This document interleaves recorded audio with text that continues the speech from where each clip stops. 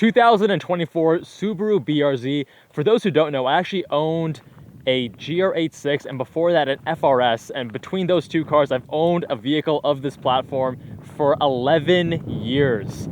I really loved it. That's why I kept them for so long. But today we're driving this mostly stock premium model of the BRZ, which is equivalent to the base of the GR86, and I also had a base GR86. The suspension is a little bit different between the 86 and the BRZ. BRZ is a bit softer, especially at the rear, and is also more stable, whereas the GR86 is a bit more oversteer prone. So we have three trims. We have the Premium, the Limited, and the TS. When it comes to the BRZ, this is the lowest one. Comes in right around just under $30,000. We're powered by a naturally aspirated flat 4. That's the FA24 engine, making 228 horsepower, 184 pound-feet of torque, mated to a 6-speed manual transmission. With 2024, we do have eyesight enabled not only on automatics, which was the case in previous model years, but for the first time also standard on your manual transmission vehicles, which, from what I'm hearing from Neil, the owner, it can be a little bit annoying if you're daily driving this car and, you know, it's constantly beeping at you about lane changes, and, you know, it has auto emergency braking. Things that are good on paper, but in practice can sometimes leave a bit to be desired. Gotta love this World Rally Blue. And the owner has added a few of these little STI accessories.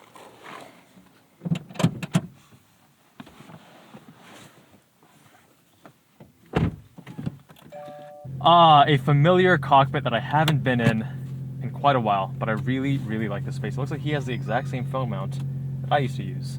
Very nice. Now, in terms of mods, there are only two things. Neil added the flexible V-Bars in the front, which actually makes the front a little bit more supple over bumps, but then the flexible V-Bars stiffen, or rather their hinge doesn't allow them to bend when you're cornering. So it gives you rigidity when cornering, but a little bit of suppleness over bumps. And he added a Corsa catback exhaust as well, which we can already hear. It feels good to be back behind the wheel of one of my favorite affordable sports cars. We're actually gonna put this into track mode. Oh, there's the lane departure warning. And we get the gauge magnified between 4 to 7.5K. Because in track, you're not going to be really keeping the engine revs below that. Nice feature with a digital dash. The other thing about the BRZ is that you don't actually get a numeric readout of, I think it was the oil temp actually, if I recall correctly from the GR86, or maybe it was coolant. But if you are tracking, I recall that the GR86 has the advantage there. These cars just get so many of the fundamentals right. They're lightweight, around 2,800 pounds. Manual transmission, front engine, rear wheel drive, very low polar moment of inertia, which means you have good body control while still maintaining relatively comfortable suspension. More comfortable here than the GR86. The inputs are all pretty good. The steering, I think, is a notable downgrade from the prior gen. The transmission is light, easy to use. You're not going to get confused by it. Clutch feel is okay. Oh yeah, there we go. You can really feel everything through the seat of your pants. The car wanting to rotate. Not as willingly as the GR86. Oh, there we go. We're on the HP Primacy tires, which are very low grip, as you guys know. But the owner's like me. He doesn't want to replace them until he runs through them. Because why trash your tires that are working simply because you want higher grip? Plus, with the low grip, you can actually get to, you know, a bit of rotation, get a bit of counter steer like back there at much lower limits, lower speeds.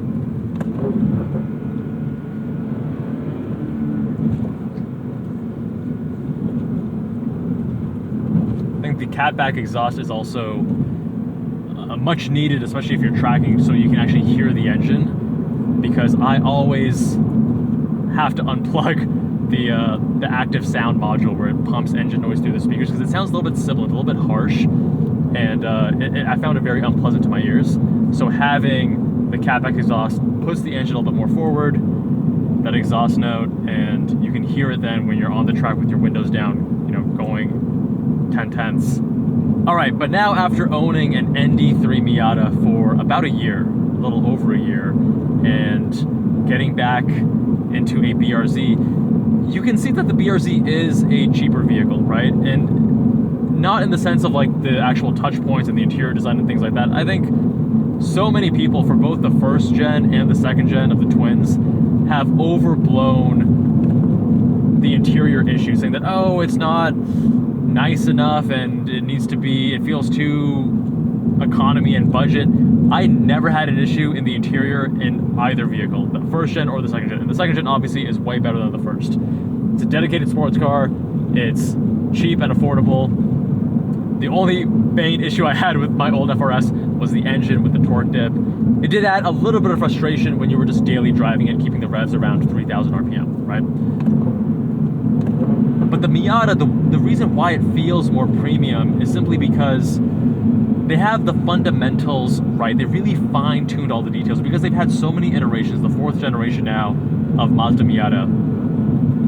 All the inputs are a little bit better. Like the steering here has this, you know, this inconsistent weighting from center to just off center. It weights up inconsistently. It's not as communicative. The first gen steering rack was way better. A little bit heavier on the first gen as well. This one's a lot lighter, which personal preference, I prefer the old.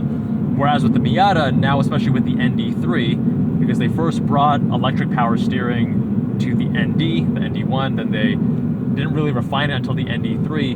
The ND1, ND2 are quite numb. The ND3 is much improved. And here they did actually have E-Pass electric power steering in the first gen FRS BRZ, but when they made improvements, I think they actually made it a lot worse with the second gen, unfortunately. Also, the actual structure, the foundation of the vehicles are different. So in the Miata, you have double wishbone front, multi-link rear, whereas here you have McPherson strut front, which means, especially when you drive this car harder, the front end is going to wash out, especially on track. You can get camber bolts, that's something that I did, and really increase the amount of negative camber in the front. But it's still, it's limited structurally. It's better to have double wishbone where you have that dynamic camber gain. As you compress, you get more camber. Now this is the standard OEM shifter, even though it has the STI knob. This is not the STI short shift. Let's give you guys a pull. We are going uphill though.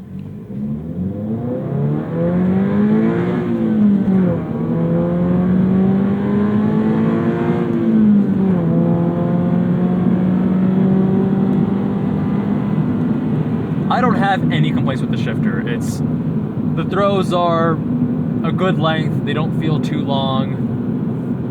It's easy to use. It's pretty notchy. It's not my favorite shifter, but I don't have any issue with it.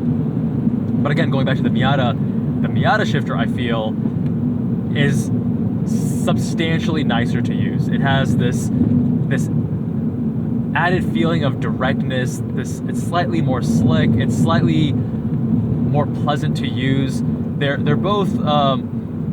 It has a little bit less of this lateral slop to it. It's a little bit lower down. And one thing that I'm sensitive to, I guess some people don't mind this, the amount of tilt. So like in the Miata, as you go from gate to gate, you know, the actual shift lever doesn't tilt so much. Whereas in something like a Cayman, where here there's more shifting as you go between gears, which it's not a huge deal. It's a very small detail that I prefer when it doesn't tilt as much. This tilts less than a Cayman, but more than a Miata. The Miata has like this slickness to it that I think more people are going to prefer. That's probably more noticeable than the amount of tilting, I admit. That's a little bit, that's more of a detail that most people aren't going to care about. But if you're like me and you don't actually prioritize the convertible experience of something like the Miata, I rarely use it, generally when it's early morning or late in the evening, and otherwise I normally have the top up, then you are missing a big value proposition of the Miata. And then when I drive on the highway with my Miata, mine is the Club, which doesn't have the extra insulation in the soft top like the GT has, and that does make a substantial difference in highway noise. On the highway, it's really loud. These cars, like the first gen FRS BRZ, were also very loud on the highway, but obviously a convertible with a thin soft top is going to be substantially louder.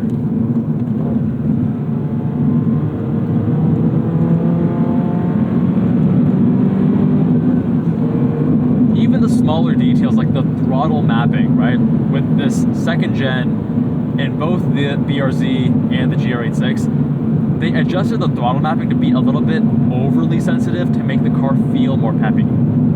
They already gave it a huge power bump and torque bump, right? But I guess for whatever reason that wasn't enough, and they wanted it to feel even more responsive, which I think, again, when you drive a Miata, you feel all the little inputs extra dialed in. It's almost like the Miata inputs are almost as good as modern Porsches. Like when you get to a GT Porsche, every input is just an extension of your body. It does exactly what you want it to do. And the Miata is more in that direction, whereas the BRZ, it's not a huge issue. Don't get me wrong, like if you own the car, if you drive it for a longer period of time, you can really feel the rear end is a lot softer than a GR86. Look over that big bump right there. But yeah, as you own the car and drive it for a longer period of time, you do adjust to it. The one thing that I never fully adjusted to in my GR86 was actually the steering. It always bothered me. But that's just kind of like the one aspect of driving that I'm most sensitive to and I care about the most.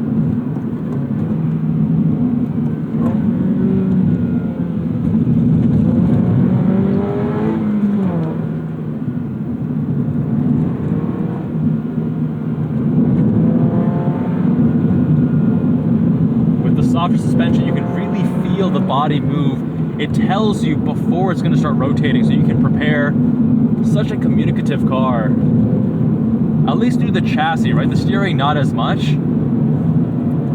But these cars are so progressive, so gradual, they don't surprise you. It's such an amazing tool, especially for newer drivers that want to learn how to push a car, how to handle it at the limits, how to deal with oversteer. And even for advanced drivers, there's still so much more to learn. Although I will say, one thing that I very much enjoy about the Miata is that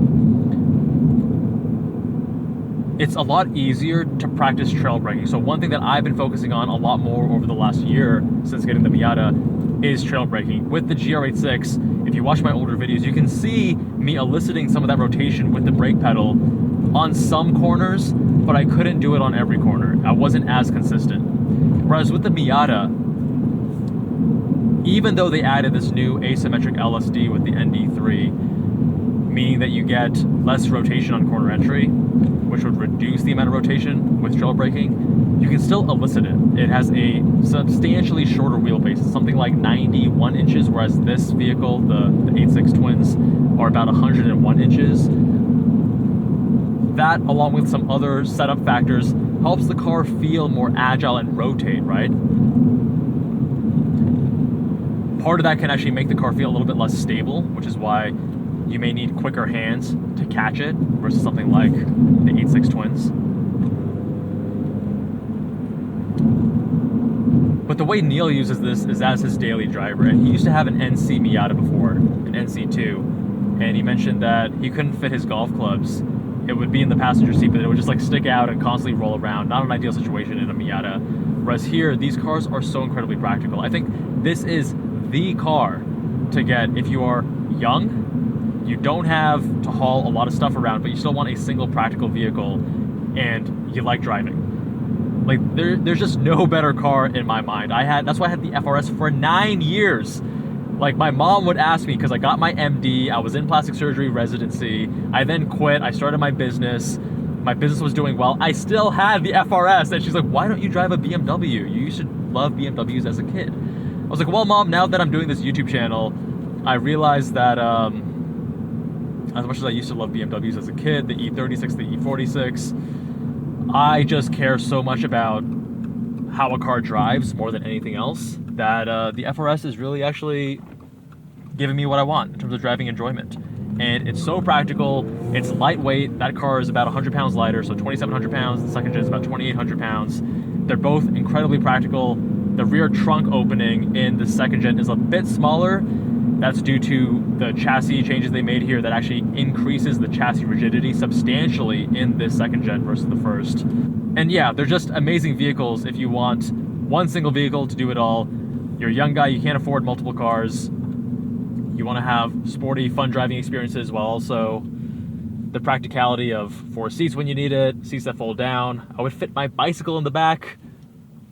I would move between apartments using just my FRS. Obviously no furniture, but all my other belongings would fit. I really love these cars. Now, to be honest, I can't really tell a difference about the flexible V-Bars in the front. That's because I have more experience with GR86s, and those are also just sprung a little stiffer than the BRZ, especially at the rear. The car feels very supple. It feels very comfortable to drive. I don't think you're going to have any issues daily driving this from a comfort perspective. And also when you're pushing it on the canyons, because the center of gravity is so low, you don't get a ton of body roll. So it has this beautiful middle ground. But to comment on the flexible V-Bars, I would have to drive it back to back with a car that doesn't have it to tell you how noticeable that difference is.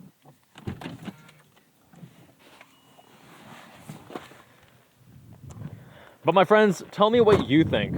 I'd say if you want just one single dedicated sports car and one separate daily driver, then going with a Mazda Miata might be the better option. But if you want just one single vehicle and you don't prioritize a convertible experience, then having something a little bit heavier but still lightweight, 2,800 pounds versus 2,300 in the Miata, something that is way more practical and more comfortable, it's just so hard to go wrong with these cars, especially at the price point. Stupid good value. And the nice thing too, as you guys know, I have a Lotus Emira.